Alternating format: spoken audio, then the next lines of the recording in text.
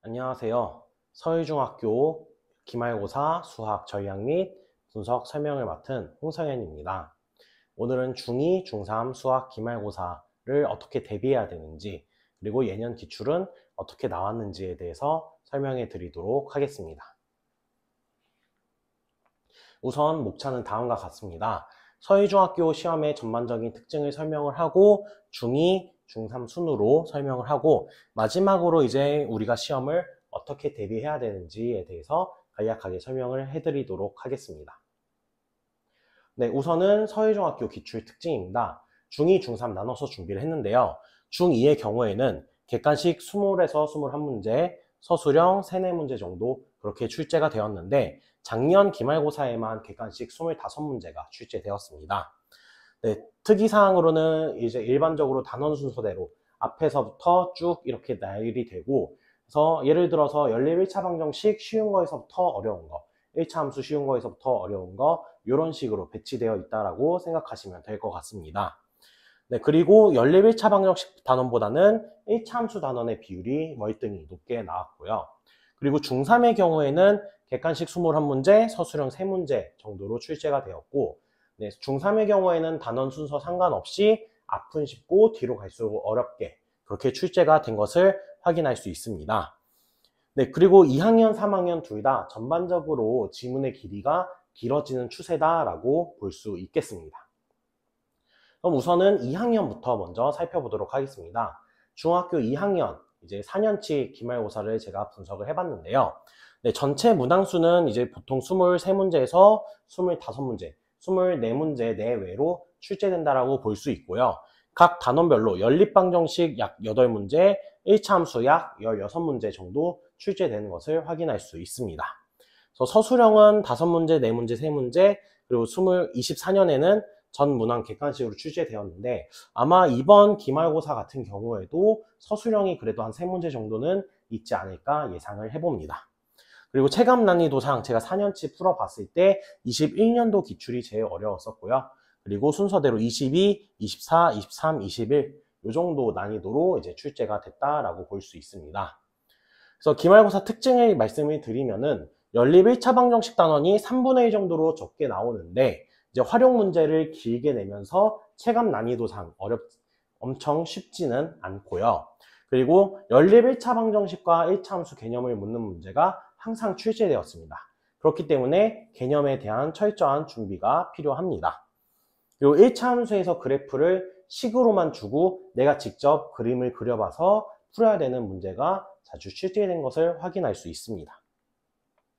네, 단원별 대표 기출 유형인데요. 첫 번째, 연립 1차 방정식을 보면은 이제 개념을 묻는 문제, 가변법 미지수 구하는 문제, 연립 방정식을 직접 세우는 문제, 그리고 이제 숫자나 일, 거리 속력 시간 관련된 활용 문제가 주로 출제가 되었습니다. 그래서 2024년 6번 문제를 보면은 이렇게 이제 식을 세우는 문제가 나왔고, 그리고 2023년 6번 문제를 보면은 이제 일과 관련된 활용 문제가 출제가 되었습니다. 그리고 1차 함수의 경우에는 주로 1차 함수 구분하는 문제, 식을 보고 그래프 그려서 구하는 문제, 넓이 또는 길이의 비율이 주어진 문제, 두 함수의 교점 구하는 문제가 주로 출제되었고요. 그래서 이제 예시를 들면은 이게 2024년 마지막 문제였는데 이게 제일 어려운 문제였습니다. 그래서 이런 식으로 비율을 줘서 구하는 문제가 있었고, 이거는 2023년 객관식 마지막 문제였는데 이런 식으로 식을 주고 그래프를 직접 그려서 생각을 해야 되는 문제가 출제가 되었습니다. 네, 기말고사는 보통 이런 느낌으로 출제가 됐는데 우리가 이번 1학기 기말고사를 준비하기 위해서 그럼 이번 중간고사에서는 어떻게 나왔었는지를 조금 살펴볼 필요가 있는데요. 뭐 단어는 이제 기말고사 관련이 없지만 보통 이제 균등하게 그렇게 출제를 했었고, 제일 중요한 건 이 난이도겠죠. 우리가 이번 중간고사 같은 경우에는 유리수 소수에서 시간 끄는 문제가 조금 많이 나왔고, 보면은 학교 프린트와 유사한 문제가 다수 출제되었습니다. 그래서 그러다 보니까 이제 24점, 서울중은 30점 만점이라서 이제 24점이면은 80점이 될 텐데요. 다른 학교들 기준으로는. 그래서 그 이상 받는 거는 조금 쉬울 것 같고, 이번에 조금 활용 문제가 타 학교에 비해서 쉽게 출제가 됐습니다. 그래서 크게 어렵지 않고 적당한 난이도다라고 말씀을 드릴 수 있고, 이번에 학교에서 반평균을 중2, 중3 둘 다 얘기를 해주진 않아서 정확한 반평균은 알 수가 없으나 30점 만점 기준으로 20점 초반 정도가 반평균이지 않을까 예상해 봅니다. 네, 그래서 중간고사 특징은 아까 말씀드린 대로 단원 순서대로 출제해서 단원별로 앞은 쉽고 뒤로 갈수록 어려워지면서 배점이 높아지기 때문에 시간 배분에 있어서 조금 불리할 수 있습니다. 그래서 쉬운 문제 먼저 다 풀고 어려운 문제는 확인해보고 바로 풀 수 있으면은 풀고 못 풀겠으면은 건너뛰고 뒤에 있는 쉬운 문제부터 푸는 것을 추천드립니다. 그래서 중2 1학기 기말고사는 그러면 어떻게 나올지 한번 예측을 해보았는데요. 일단 눈여겨봐야 되는 거는 항상 개념 문제를 우리가 눈여겨봐야 되고, 이제 특히 활용 문제에서 일과 거속시 관련된 거를 조금 눈여겨봐야 할 것 같습니다. 그리고 이제 1차 함수 그래프에서 X절편, Y절편 관련된 문제, 그리고 연립방정식의 해의 개수를 우리가 1차 함수 그래프와 연관지어서 하는 문제, 그리고 실생활 활용 문제가 항상 출제되었던 유형이기 때문에 이번에도 그 유형들을 조금 철저히 준비하는 게 좋을 것 같고요. 난이도는 아마 요즘 점점 서초구에 있는 학교들이 어려워지는 추세입니다. 그러다 보니까 1학기 중간보다 또 어려운 단원이기도 하고요. 그래서 1학기 중간이 또 어려운 편이 아니었어요. 그러다 보니까 우리가 아마 2024년보다는 조금 어렵게 출제가 될 거고, 그리고 그래프 그리는 거를 잘 못한다면은 시간이 많이 부족하지 않을까 싶습니다. 자, 그러면 우리가 기말고사를 어떻게 대비를 해야 되냐? 이번에 서희중 2학년, 3학년에서도 얘기하겠지만 학교 프린트랑 유사한 문제 되게 많이 나왔어요. 그래서 꼭 시험 전에 학교 프린트를 우리가 꼭 풀어보고 변형 문제도 풀어보는 거를 추천드립니다. 그리고 개념 문제가 항상 나왔기 때문에 개념 문제를 확실히 맞추고, 특히 1차 함수 그래프를 우리가 정확히 그려서 맞추는 연습이 필요합니다. 네, 이건 중3에 대해서 먼저 분석한 거 말씀드리도록 하겠습니다.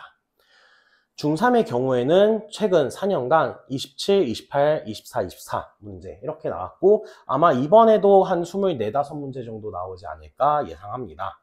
그래서 요때 2022년을 제외하고는 전반적으로 2차 방정식, 2차 함수가 약간 균등하게 나왔다는 것을 알 수가 있고요. 체감 난이도는 이때도 21년이 가장 어려웠습니다.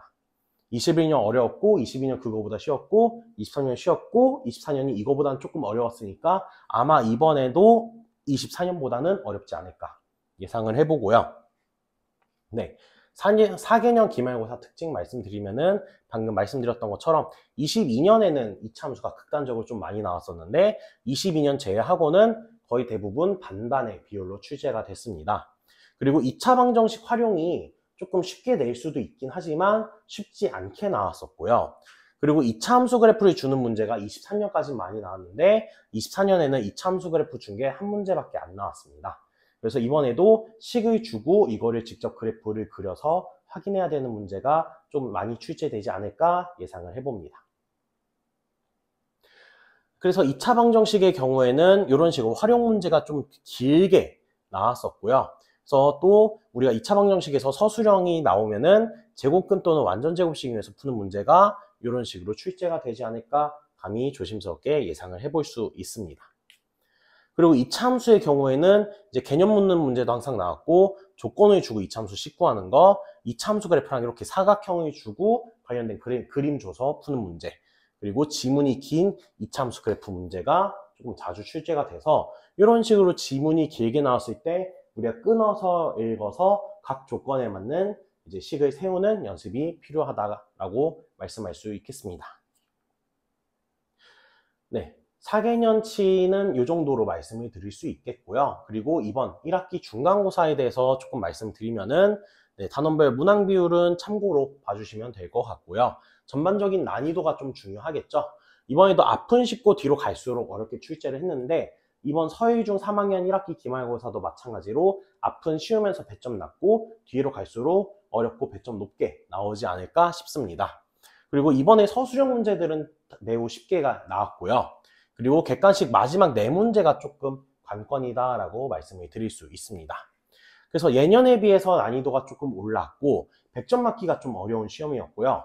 딱 우리가 객관식 4문제 틀리면은 24점, 다른 학교 기준으로 80점 정도인데 이 정도는 이제 풀 거 풀고 버릴 거 버리면은 맞을 수 있지 않았을까. 중위권 아이들도 80점은 충분히 노릴 수 있다라고 말씀드릴 수 있겠습니다. 네, 그래서 앞은 쉽고 뒤로 갈수록 어려워지기 때문에 아무래도 시간 배분에 있어서는 좀 더 유리할 수 있고요. 그리고 중위권 학생이 아까 얘기한 풀풀버버, 풀 거 풀고 버릴 거 버리면은 80점 이상 맞는 거는 충분히 가능한 시험입니다. 네, 1학기 기말고사를 이제 예측해보면 2차 방정식, 2차 함수 둘 다 고1 과정과 매우 연관 있는 단원이기 때문에 우리가 이제 근해 판별이라든가 활용 문제, 2차 함수 개념 문제, 조건 주고 식구하는 거, 2차 함수 그래프랑 사각형 문제를 좀 더 유심히 봐야 한다라고 말씀드릴 수 있고요. 아무래도 1학기 중간보다는 좀 어려운 단원이고 방금 얘기했다시피 고등과정과도 우리가 연관이 많기 때문에 조금 고등스러운 그런 문제들이 충분히 나올 수 있습니다. 그리고 원촌 중에 계시던, 요게 제일 중요한 얘기인데, 원촌 중에 계시던 선생님이 이제 서희중 3학년을 담당하시면서 학교 프린트라든가 이런 곳에서 원촌 중 예년 기출을 많이 볼 수 있었어요. 그래서 원촌 중 예년 기출급으로, 요 동네에서는 원촌 중이 제일 어렵게 시험이 나오는 학교인데 아마 그 급으로 이제 점점 난이도가 올라가지 않을까 예상을 해봅니다. 이번 중간고사에서도 학교 프린트 변형 문제가 많이 나왔고 그 학교 프린트의 원촌 중 옛날 기출들도 나왔었는데, 그래서 이번 기말고사도 학교 프린트 변형 문제, 학교 프린트 문제들 꼭 풀어봐야 하고, 그리고 원촌 중 옛날 기출들도 꼭 풀어봐야 할 것 같습니다. 원촌 중 선생님이 오셨기 때문에 아무래도 그런 문제 스타일이라든가 보기 아니면은 이제 지문 같은 것들이 약간 그런 옛날에 원촌 중 기출 같은 그런 스타일로 나올 수 있기 때문에 그런 느낌의 문제들을 친숙해지는 게 좋을 것 같습니다. 네, 우선은 중2, 중3의 이제 기말고사 예측은 여기까지고요. 그러면은 이번 우리 기말고사를 잘 보기 위해서 가장 중요한 거는 실수를 안 하는 게 제일 중요합니다. 그래서 실수를 안 하기 위해서 제가 생각한 4가지 원칙이 있습니다.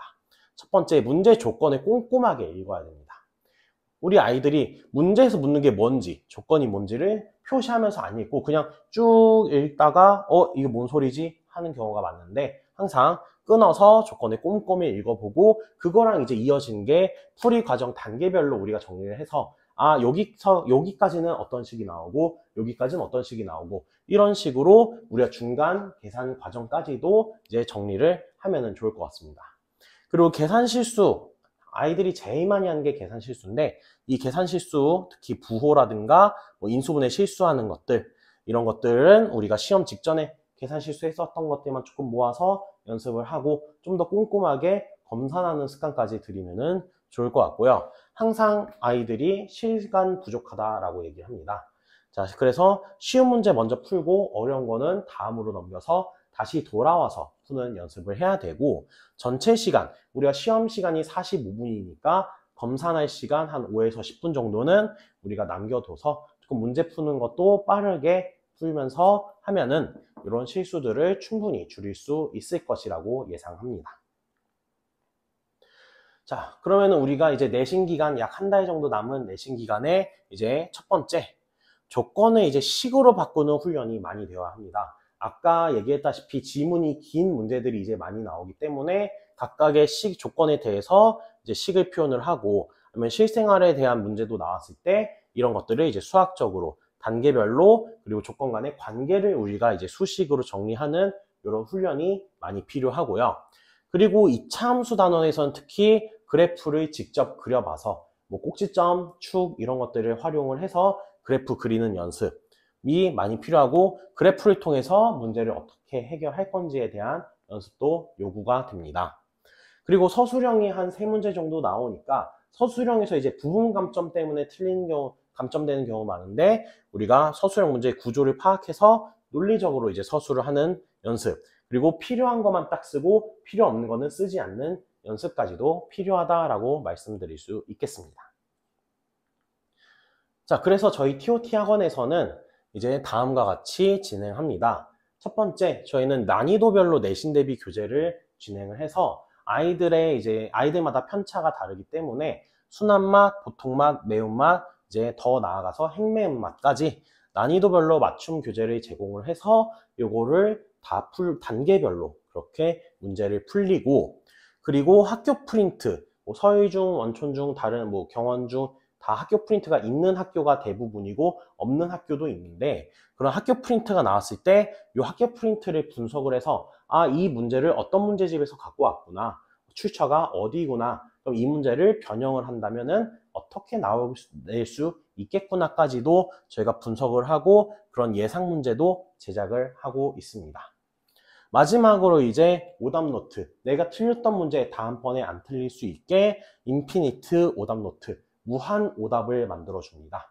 오답에 오답에 오답까지도 저희는 얘가 친구들이 다 맞출 때까지 만들어 주고 있습니다.